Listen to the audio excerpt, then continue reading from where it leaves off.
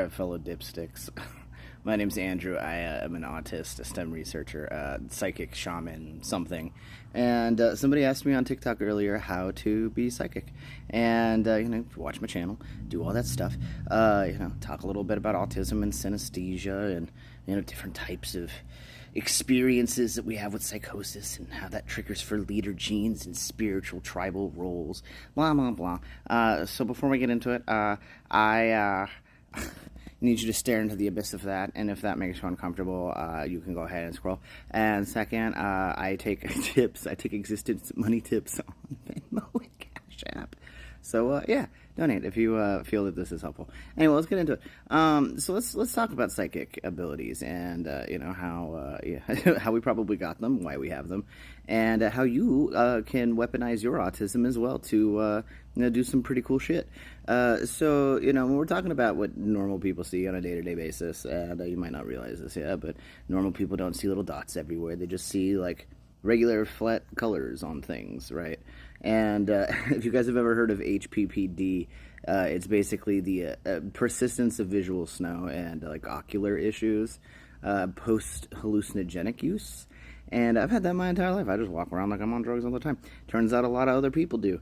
And, they say that you're an indigo kid if, born with your third eye open and you have, innate shamanistic abilities and you're part of the craft and Manal has blessed you. And that's why all the sea lions and whales are washing up. I don't know, whoever you are, I'm finding you. Very special set of skills, you see. Anyway, so when we're talking about people that are born that way, it's a role that we've always had to fit in humanity. And depending on the area that you're from, historically, right, you would have different senses attuned to different things, like when the rains are going to come, so can you bring the rain, or detecting earthquakes if you live on the ring of fire, right, laying down before the earthquakes, or being able to see magnetic fields because of earthquakes, blah, blah, blah, blah, blah, whatever. So we have the ability to do that. A lot of people have those innate, like, genetic switches flipped when they get any kind of viral inflammation. Again, if you follow me, I talk a lot about how viruses are the source of everything that makes us sick, technically, right, if we're talking Western medicine. And that's why all of the drugs on the market that you see now are antibody drugs. So antagonists, antibody antagonists, or whatever. Anyway, so, people are born with specific abilities depending on their heritage. And autism is normally triggered historically, again, by, like, times of famine and struggle and, stress. So, leader needs to pop up, something needs to happen, you need to lead a tribe out to a safe area from, like, a, horrible event. And so that's why I think, at least, we have, psychosis and different types of schizophrenia. Like, when we think of schizophrenia, we usually think of people, like, hearing things or seeing things, and it's so much different. There are a ton of different types of schizophrenias. And they all, again, I think, personally, have to do with different senses that you're just initially vibrating on once you kind of, have the onset of it.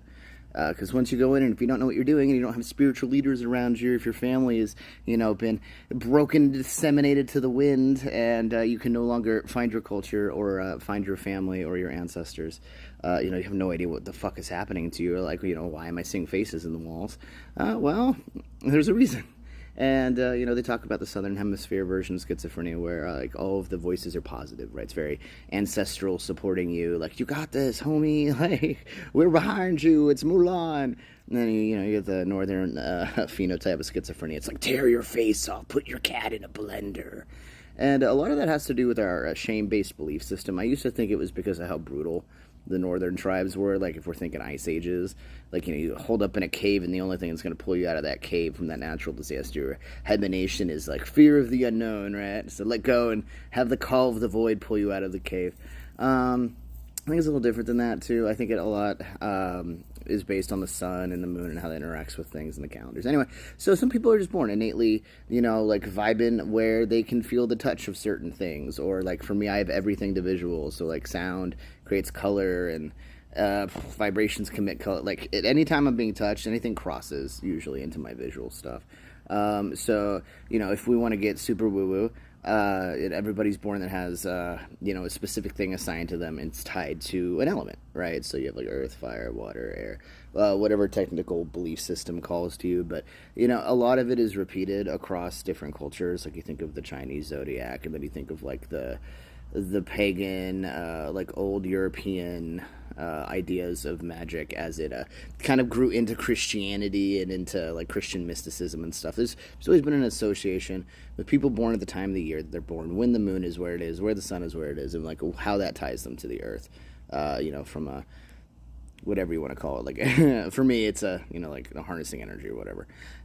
So you need to find what your first thing is.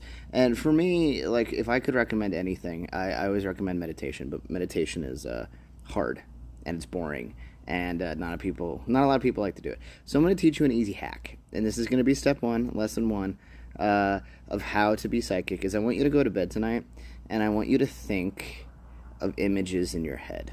Like, do you see an image in your head? When you see an apple, and then you go and someone talks to you about an apple, can you picture an apple in your head? And if you can, cool. I want you to start picturing a movie, or like a plot to a movie, or like a book that you read. If you've ever read a book or an article, I want you to take something intangible, like a book or an idea, and I want you to process it into images, right? And the more you practice at this before you go to sleep, the more you'll realize it kind of flows into you too. Like I used to do really crazy like sci-fi world building and like romance stuff. I've imagined 100,000 stories. Very vivid imagination. Psychic abilities. So, find something you're passionate about and imagine it at night before you go to sleep. Whether it's your vision board and you want to manifest, or, you really like romance movies and you want to create your own romance movie in your head, you can do that. If you're interested in world building, you can go on Reddit. There's a world building subreddit there. Or just Google world building. Tons of people do it. I always thought I was alone. Turns out I'm not. A lot of people that write fan fiction have this ability and kind of live in this. That's why there's so many autistic people in the fan fiction community. And if you know anything about AO3 and the kink tags, it's all symbolic. Oh god, it's so gross. Anyway, humanity is best. So you're gonna start there. You're gonna start picturing in your mind's eye, blah blah blah. And once you start doing this before you go to bed, you should start to notice little dots in your vision. Right, so it's going to look like tons and tons of tiny little flashing dots, and it's called visual snow.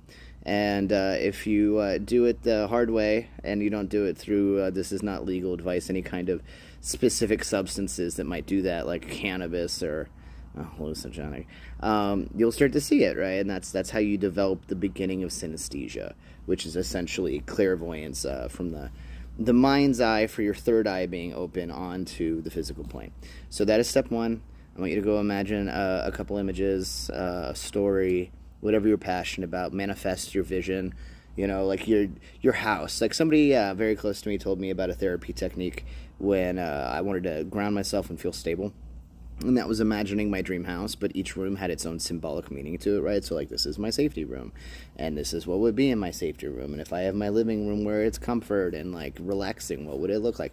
Do that. You're basically training your brain to be quiet and be able to have images flow out of it. Because the whole point of this is to be an empty vessel. That's why when people are talking about, like, lucid dreaming and stuff, it's that area right before you go to bed where your brain waves get so low and long, and the thought process between conscious ego and then the deeper stuff starts to meld. And, you can train yourself to be awake for it by allowing the images to flow in and practicing the mind's eye ability to do it. Like, I noticed that my stuff is way, way worse after I sit and I do that for, days on end. I get really in my head. Like, I used to just walk around and, like, disassociate into that all the time. Like, I can put myself in a physical space and, like, smell it, feel it, be there, and I'll just be, like, walking around school, when I used to, because I bullied a lot.